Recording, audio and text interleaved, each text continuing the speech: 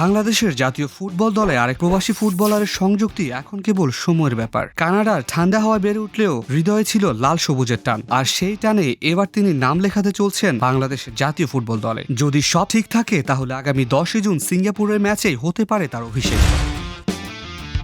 শামিত সোম পেশাদার ফুটবলের পরিচিত মুখ, খেলেন Canadian premier league club Cavalry এফসিতে। 2020 সালে কানাডার জাতীয় দলের হয়ে খেলেছেন 2টি আন্তর্জাতিক ম্যাচ, এরপর অনেকদিন জাতীয় দলের বাইরে। এবার তিনি ফিরতে চান, তবে ভিন্ন এক পরিচয়, বাংলাদেশের জার্সিতে। 20 এপ্রিল পেয়েছেন জন্ম নিবন্ধন, 1 মে হাতে এসেছে কানাডা সকার অ্যাসোসিয়েশনের ছাড়পত্র, 5 মে পেলেন বাংলাদেশি পাসপোর্ট। এবার শুধু ফিফার সবুজ সংকেত পেলেই বাংলাদেশের হয়ে মাঠে নামতে পারবেন তিনি। বাংলাদেশ ফুটবল ফেডারেশনের সহসভাপতি ফাহাদ করিম নিশ্চিত করেছেন, শামিত বাংলাদেশি পাসপোর্ট পেয়েছে, আমরা কাগজপত্র ফিফায় পাঠাচ্ছি, সব ঠিক থাকলে সে বাংলাদেশের হয়ে খেলতে পারবে। প্রবাসী ফুটবলারদের বাংলাদেশে ফিরে আসার ধারাবাহিকতায় যোগ হচ্ছেন শামিত। এর আগে 2013 সালে ডেনমার্কে বেড়ে ওঠা জামাল ভুইয়া পথ দেখিয়েছিলেন, এরপর এসেছেন ফিনল্যান্ড প্রবাসী তারেক গাজী, আর সদ্য অভিষেক হয়েছে ইংলিশ প্রিমিয়ার লিগের তারকা হামজা চৌধুরীর। শামিতের আগমন সেই ধারায় আরও জোরালো বার্তা দেয়।